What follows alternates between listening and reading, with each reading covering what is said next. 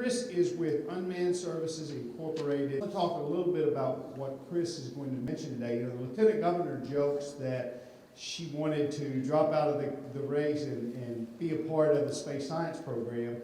And we definitely want to encourage students and all you young people to do that. But one avenue that all of you have for aerospace is to be licensed in order to fly drones commercially. So Chris Stiles is going to talk about that today. Morehead State University, the Kentucky Innovation Network at Morehead, the Innovation Network, and Unmanned Services Incorporated, Unmanned Systems Incorporated, are partnering to create what will be the first drone academy in the Commonwealth of Kentucky, specifically aimed at getting you qualified to take that FAA licensing exam.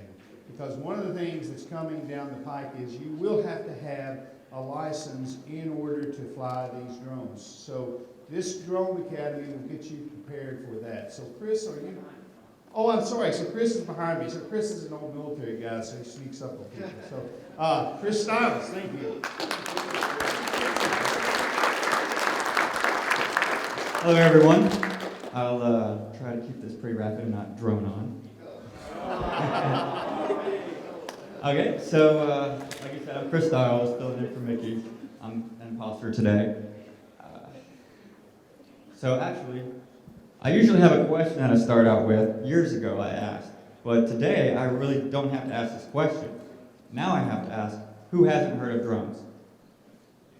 Nobody.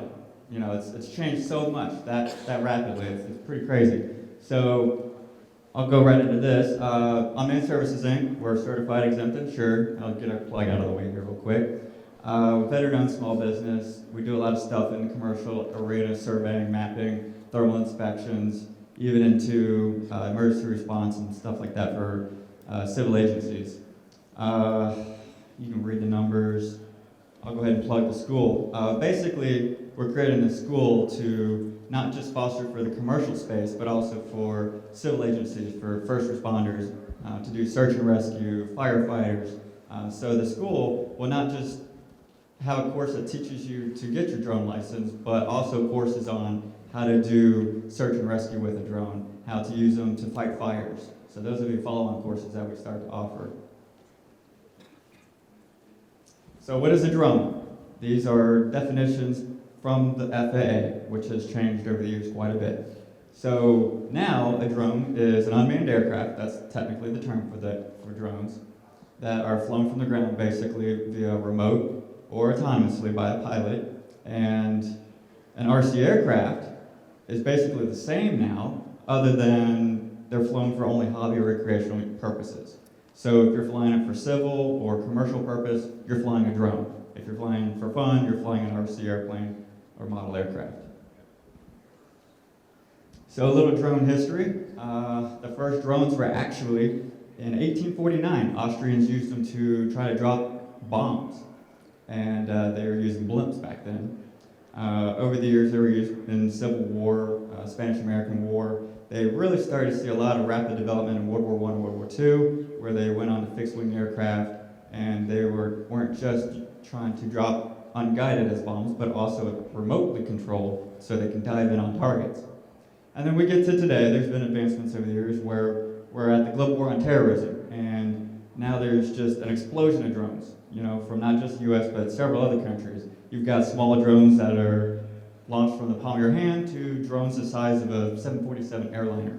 So you've got a wide variety. You got ones that fly for 2 minutes at a time to ones that fly for days at a time.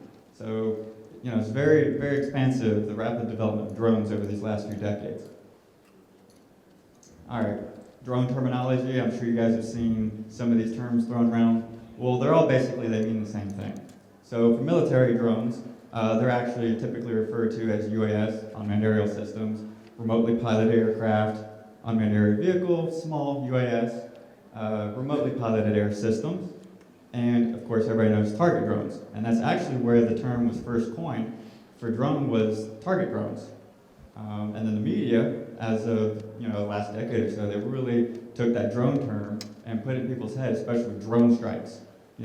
So for a while, drones had a negative connectivity to them. Whenever drone term was mentioned, they thought of these drones, doing drone strikes on terrorists. But with the commercial and hobby drones that have exploded over the last couple of years, more people are starting to associate them with little quadcopters. So typical civil and commercial terms: unmanned aircraft, remotely controlled aircraft, drone, of course, UAS, and quadcopters. So commercial applications, it's probably 200 applications beyond this list. It's starting to open up. There's just new ideas coming out every day on what drones can be used for. Some of the big ones that have really seen a lot of adoption is real estate, mining, utility inspections, construction and surveying, agriculture, disaster management, and some of these others public agencies are trying to adopt law enforcement, firefighting, but that's been slow. Telecommunications is also big. So drone products, everybody likes to see the nice, pretty photos that are, very iconic or got very dynamic aerial views. So you'll see them used a lot for videos or pictures, real estate, what have you. But there's also stuff you can live stream video for news and media reporting, or for search and rescue, for damage assessments. So this is some stuff. This is an example of some volumetrics measurements. So you can use that in mining to do stockpile measurements. That's very accurate compared to traditional methods and very rapid. You have 3D modeling, so you get very high resolution models that you can build. And we have black and white hot thermal for search and rescue and firefighting. It's used quite frequently. The construction industry are using them a lot for monitoring construction progress and the site as it's moving along, to doing damage assessments after big storms or what have you. We have, in this bottom one, we have 2 examples of the same site for progression, so monitoring construction progress of sites. So this is a bunch of power utility stuff. Drones are great for, if you have a thermal camera, you can identify things that you may not see visually, with a day camera. So that's great for preventive maintenance. So you don't have a power outage, you can catch it beforehand. To doing millimeter detail level inspection work, where you get really close up on something, and especially in places that might be awkward for people to climb, or even dangerous on big towers. And then you can do, regular day camera and thermal interlaced together, so you can get both views for analysis work. You have cameras these days that you can zoom and you can see really far. So you can see what's over the next hill, or you can see down a right away, so you can see if there's trees falling after a storm. To help in with firefighting, and in DVI for agriculture. So you can do crop stress management, analyze, what spots might be, dying or they need watering. Sometimes you might need rapid mapping or imagery because Google Earth might not have, very high detailed imagery, and you need something that's really great for your site, or, the construction site rapidly changes, and a lot of satellite stuff, if you need something that's high res, it's very expensive, or it might be dated. So you might have construction where you might have nothing in that spot.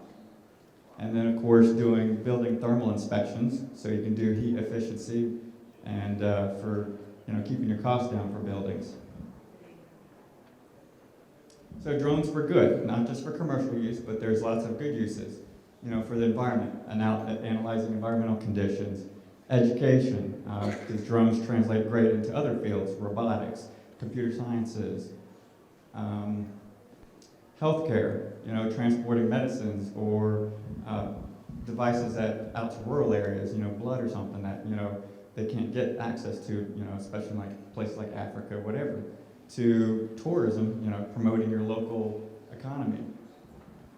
And of course, there's the humanitarian and aid and disaster relief stuff that everybody's familiar with. All right, so the drone market, it's expected to be about an $82 billion market by 2025.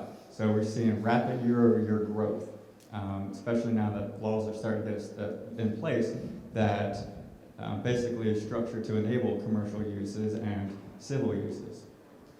80%, they're going to be for 80% people support drones now. 3 years ago, it was probably 20%, because everybody had that connotation in their head: oh, drone strikes and privacy issues, and they didn't want, police spying on them, the surveillance state. They're expecting 80% to be used for precision agriculture in the future. Some investment stuff. Companies are starting to really invest in the drone technology, not just commercial operators, but also developing drones or battery power sources for them. By 2035, it's expected that the number of drone flights will surpass manned flights in the US. That's huge, that's pretty big, because there's several 100,000, actually I think millions of aircraft flights a year between general aviation and commercial aviation. Some Kentucky numbers. So in the US, currently there's about 4,000 commercial exemptions. That's what my company has to go through to operate until the FAA establishes final policies on operating commercially.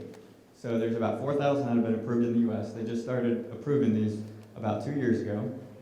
But in the state of Kentucky, there's only 50. So we only have 1.25% of all exemptions approved in the US. So, very low adoption so far here in Kentucky.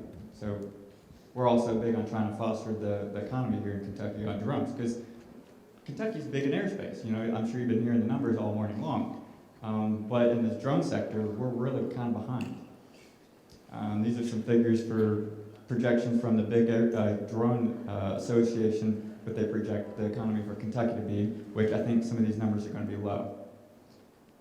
But to grow, we need to enable legislation, not just at the federal level, but also at the state. People have privacy concerns, so they're trying to come up with laws that are kind of hindering police use, which, some uses, they need to be legislated, but we need smart legislation. But we also want to promote investment, and we want investors to, invest in drone companies that develop drones or develop, components and manufacturing. We need to promote tech adoption for not just public use, but also for companies to use in construction, use in farmers, use for agriculture. And then, of course, we want to promote manufacturing and training here in the state, because we need to foster the economy. And to do that, you need a base. Not just pilots, but you need manufacturing, people that can make them and how to fly them. All right, so how did we get here with drones today? So 10 years ago, Pentagon, or 15 years ago almost actually, the Pentagon was spending $284 million on drones. That's not a lot. Compared to today, they're spending $4 billion a year on their drone programs. Acquiring new drones, improving the drones that they have, drone research. So they went from having about 200 drones in 2002 to having over 7,500. So very rapid, expansion. So a lot of money went into research and development of the technologies that go behind drones. So that enabled, smaller GPS units, that enabled smaller instrument measurement units, accelerometers, even battery capacities. When DoD's spending, research on these projects, that helps on the commercial side. So that enabled us to have batteries that, are great for our mobile devices. So then, of course, we've had the commercial side. Everybody likes their smartphone, everybody likes their tablets. So these companies spend a lot of money, trying to make smaller, better capacity batteries. And, even Wi-Fi and camera sensors have been, shrinking, so that helps. Processors have been getting faster. GPS units smaller, more accurate. Even app development even promotes drones. And build materials are starting to kind of be more diverse now. We have 3D printing, so you can 3D print most of your drone components, compared to traditionally they had to use a lot of composite materials that are expensive. So drone regulations are basically broken up into 3 sections. We have commercial, which this is just a little list of what you got to go through to operate commercially. You got the basics. You got to get your 333 exemption. You have to register your aircraft, just like a normal aircraft, the tail number. You have to report to the FAA monthly on what you're doing, where you're flying. You have to stay below 400 feet, no flying within 500 people or private property, of course, no flying in airport airspace. So then you have public agencies. These are search and rescue, these are police departments, these are your Kentucky Transportation Cabinet. They have to apply for a different process, a COAS, that's your certificate of authorization to fly. We get one as well. It's a blanket which covers us to fly anywhere, basically. But their COA, that's limited to whatever area they apply for. They still have to register their aircraft, their airspace is restricted, and then of course they still have to follow all the normal flight regulations. Okay. And hobby and recreational, they basically got free reign. It takes them 5 minutes to go from 0 to hero flying, Whereas you see some of these other timelines, it takes a while to get established. So drones in airspace, there's a lot of issues that go into the FAA management. That kind of got jumbled up. FAA trying to figure out how to legislate and integrate drones with flying with manned general aviation. And the future of drones. You'll see drones being used to help, people that might have heart attacks. You're going to have drones that have Wi-Fi that send down, your data, and you won't even need cell phone towers anymore. To, of course, everybody's familiar with Amazon wanting to do delivery of packages, to even drones that are personal assistants, dropping off little objects for you. You can go to our website, unmannedservicesinc.com, for the course, and you can click and you can find registration through there. But it's open for commercial and civil, so it's not specific just for civil. So if you want to learn how to fly to make money, you're going to have to go through this course as well.